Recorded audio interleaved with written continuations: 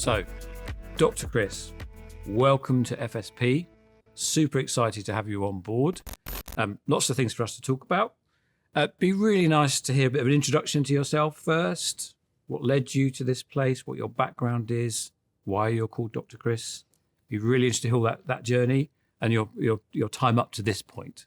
Yeah, lots of questions in there. We'll just get right off the top. I am super excited to be here. This has been something that, you and I have been discussing and thinking about for some time. And I think when we met each other, we found an opportunity to kind of see two people that had a relentless vision, a determination, a lot of ambition, a lot of drive. Well, I think I've always been passionate about what impact we can have in our clients.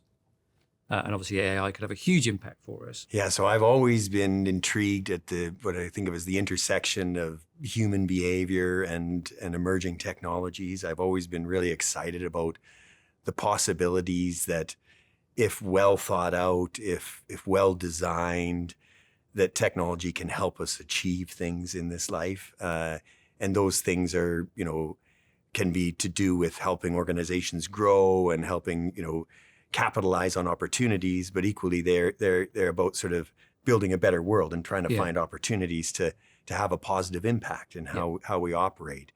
And, I've always talked about the idea that, if you're going to truly innovate, if you're going to truly transform, if you want to be disruptive, you have to have the coming together of ideas and execution. Yep. It's just not that comfortable to just say, just embrace it. You have to have a plan. You have to think things through. You have to bring together those ideas and that capability to execute in order to affect something positive in the world. My background in those experiences has always been to pursue those kinds of opportunities. I worked with the World Economic Forum on green innovation and on opportunities to harness the power of emerging technologies for sustainability and a net zero economy. I've worked relentlessly in artificial intelligence over the last 10 years, trying to, make use of the incredible potential and power of this particular technology. It's one of the most exciting technologies, if not the most exciting one I've ever come across. And, when I look at something like that, I just think, how can you use it? And how can you work with it? And how can you help it to grow? And all of it starts with outcomes. And what are you trying to achieve in this world? And, the coming together of us and the ways in which my background contributes to that is I see in this collaboration that same kind of opportunity. We're going to try to take off like a rocket here and establish a presence in the market that gets us recognized for the values and the value that we bring to this transformation. So you join us in the Chief AI Officer role. What do you think that will entail for you? So it's been really interesting to hear from you about what kind of an organization this is, and then also to feel and experience it. And I think for both Jen and I, that was also a critical factor in making this decision. How you feel about something is really indicative of a lot of what's to come. FSP is such a powerful business in cyber. It's such a powerful business in digital transformation and in change and in all those factors. And even within data, a long pedigree and increasingly in AI. And it's really my thinking is to come in and accelerate that path to provide opportunities for people that are here. For me, I've always understood openness and collaboration as the way forward. I've always understood that working with really smart and capable people, fostering and nurturing talent is the road to success. So my goal here is to, effectively take the raw materials that are already here in FSP, perhaps add a few things in. What does a combinatorial explosion look like in FSP? That's what Paul Romer calls the theory that he's developed around how to unlock growth in difficult, stagnant economic times like we face in many sectors of the world at the moment. There's so many amazing examples now of the combinatorial explosion in action.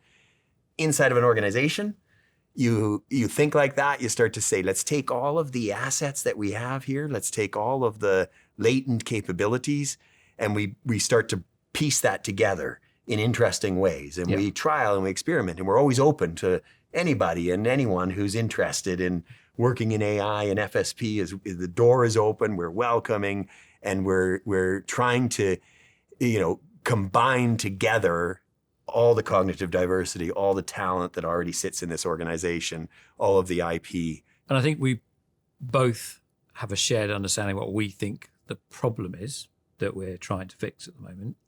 And we've also introduced some of the, sort of recognize some of the challenges that you see around making this repeatable inside organizations and making it truly valuable as well. I think people struggle a little bit.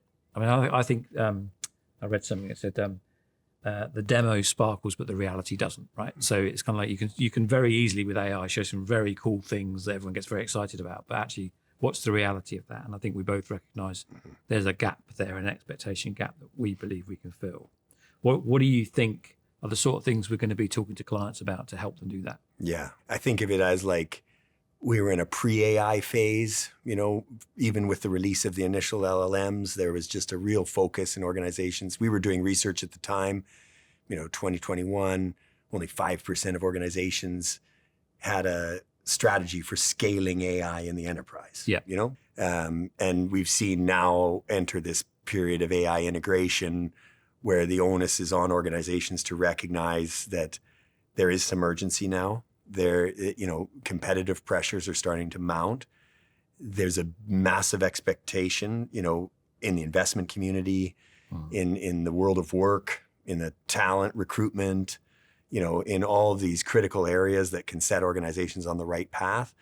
There's a higher level of expectation on organizations to demonstrate clarity around how they're going to scale and how they're going to consider the implications. And I think that's because everybody's kind of come to the agreement now that this technology is here to stay. It's evolving and it's developing so quickly and maturing. So we want to focus with clients on the idea that, you're not going to boil the ocean and this isn't switching on a light switch or off. But the reality is you do have to move and you have to progress, and that has to be incremental gains. And it's a kind of a culture of incremental gains over time.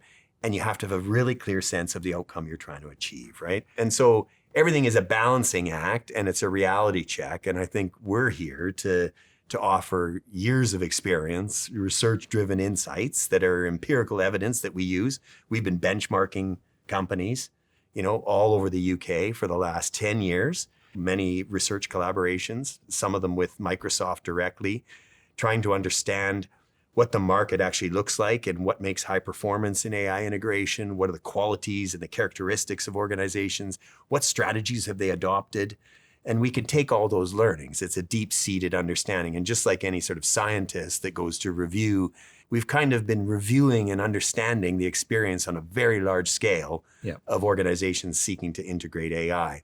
And again, I think when you look at what's happening when we're coming together, we're creating that end-to-end journey, which I think is quite important for clients to, have a partner they can work with that can take them from we've been talking about sort of think big, start small, scale fast, those sorts of things. It's like, well, actually, you need a partner that can do that, right? So it's actually not that helpful if the only thing the partner can do is think big, but can't help you to scale, right? Yeah, and so when we come together, actually, we can address all those issues and talk to a client. So there's, kind of one throat to choke.